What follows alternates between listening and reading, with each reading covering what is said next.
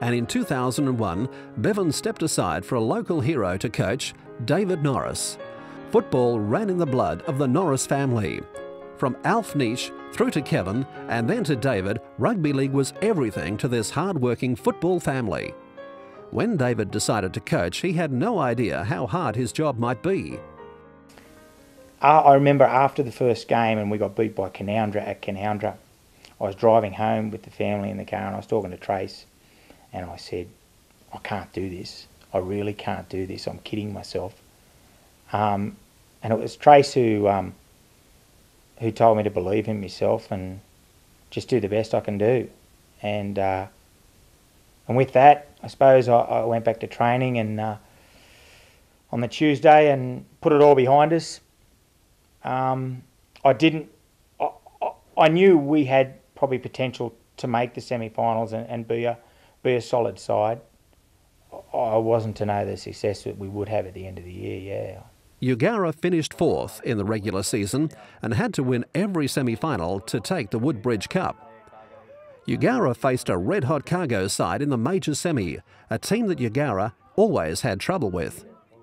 Early in the second half, an inspiring display from Phil Hunt provided the crowd with some excitement.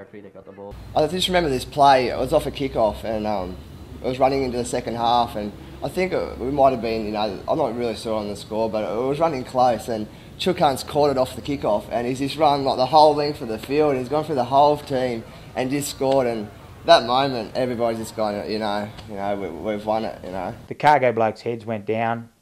We all sprinted up to give Chook a hug and yeah, the rest is history. They were gone, Cargo, then. From that moment on, they were gone. Eugowra won the match and would meet Koorawatha, who had crushed all teams in its way through the finals.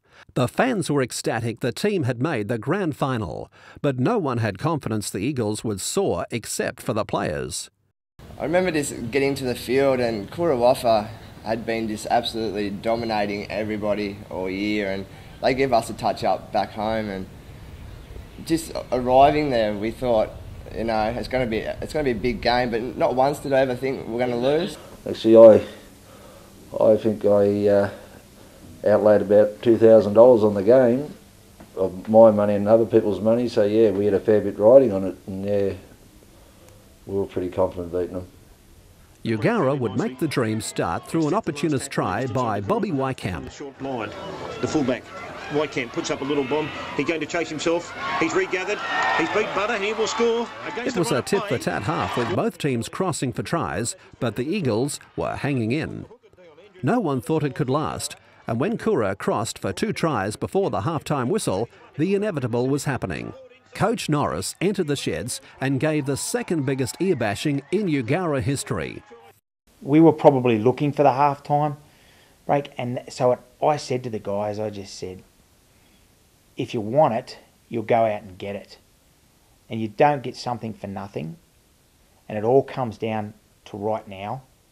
And you've got 40 minutes to produce the game of your life.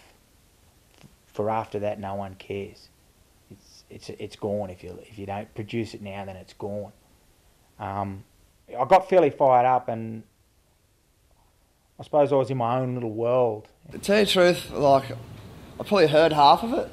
The rest of it, I was probably trying to wipe my eyes or try and act tough in front of all the old guys, because there was a few of us like myself and Andrew Barnes and Ben Turner and Graham Slavin, and we were only just turned 19 years old, and we're playing with these old guys that we've watched play our whole life, and then Knockers just pumped us with this speech, and I'm just like, I'll do anything to win this game for you, Knocker. Sometimes you've got to yell to get your point across.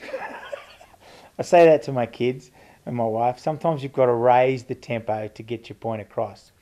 Koorawatha scored first, and it looked like the game was slipping from Eugowra. With desperate defence, the Eagles were still in the game by the grab of a jumper. And with some luck, Eugowra crossed. They were back in front. According to the commentators, Koorawatha should have had plenty of steam still in them.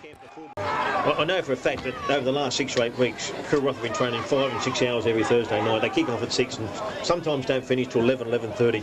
As a matter of fact, speaking to Julie, Troy's wife, only last week, she thought they might be the fittest team in New South Wales. I've heard the same rumour around town too. The kick sailed wide and there was 12 minutes of hell to be played. Eugowra had to find every piece of strength they had to avoid defeat. After repeated goal line saves, it was the Eagles' turn with the ball. Time stood still. Eugowra now have to run 90 metres and get downfield to apply some pressure to the Koorawatha defence. Scores a locked at 28 all.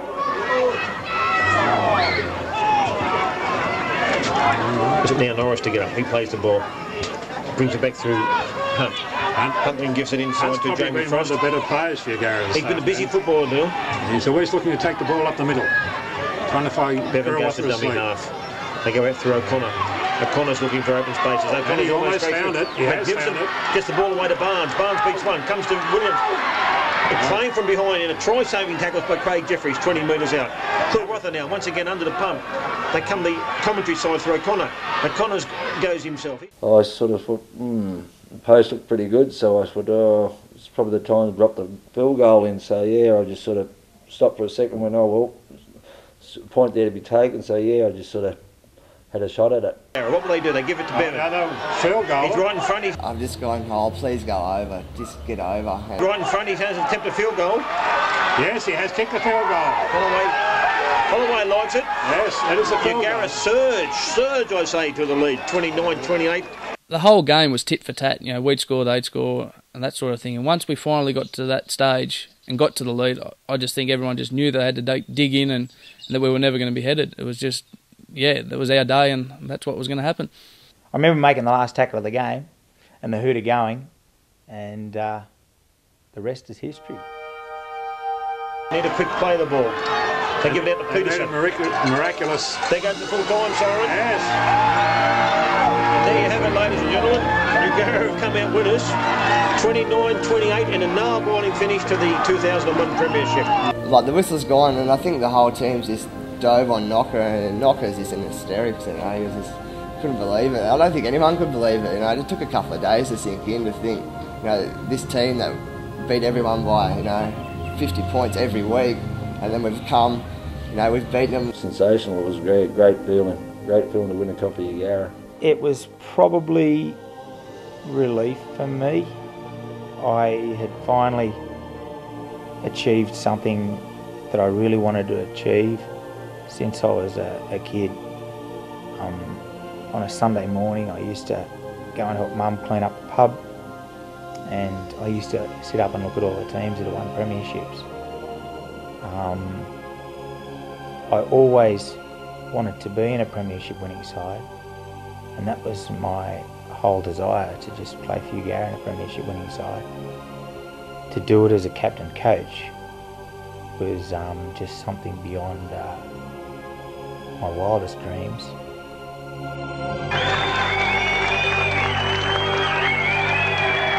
Eugowra had won the Woodbridge Cup for the first time.